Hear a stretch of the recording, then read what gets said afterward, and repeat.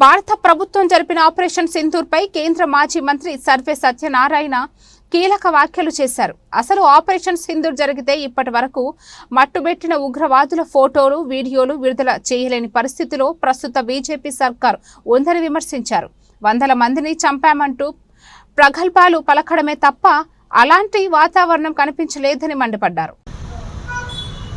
Pakistan and భారతదేశం ఈ రెండు దేశాలకు మనస్పర్ధలు వచ్చినా, యుద్ధ వాతావరణం వచ్చినా, మరి ఇట్లాంటి విషయాలు వస్తే థర్డ్ నేషన్స్ ఎవరు కూడా ఇంటర్ఫియర్ కావద్దు అనేసి అప్పటి రోజుల్లో మనం చేసుకున్న అండర్స్టాండింగ్.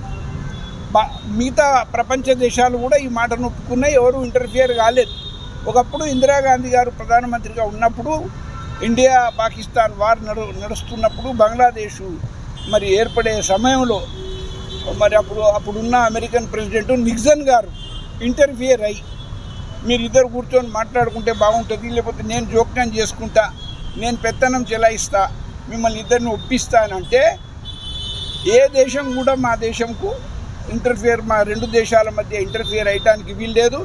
భారతదేశము ఎవరికి కూడా బానిసత్వంలో లేదు. మేము బానిసలం కాదు, మాకు మేమే నిర్ణయించుకుంటాం, ఎవరు జోక్యం కలిగించిన అవసరం లేదని అమెరికాలో పోయి అమెరికన్ ప్రెసిడెంట్ ఇంట్లో వైట్ హౌస్లో అక్కడ మాట్లాడింది. అంత ధైర్యం గల ప్రైమ్ మినిస్టర్ ఆ రోజు ఉంటే ఈరోజు అసలు నిజంగా వారు జరుగుతున్నదా, నిజంగా అసలు ఆపరేషన్ సింధూర్ అనేది నడుస్తున్నదా, నిజంగా టెర్రరిస్టులను చంపినరా, అసలు మన ప్రజలను చంపినరు, మొన్న జరిగిన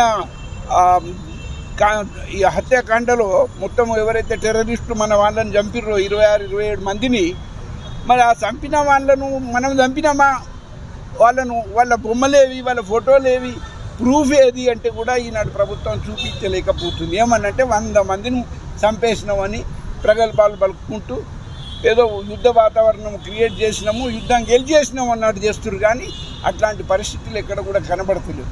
కానీ అందుకే ఇందిరాగాంధీ గారు జ్ఞాపకం వచ్చింది.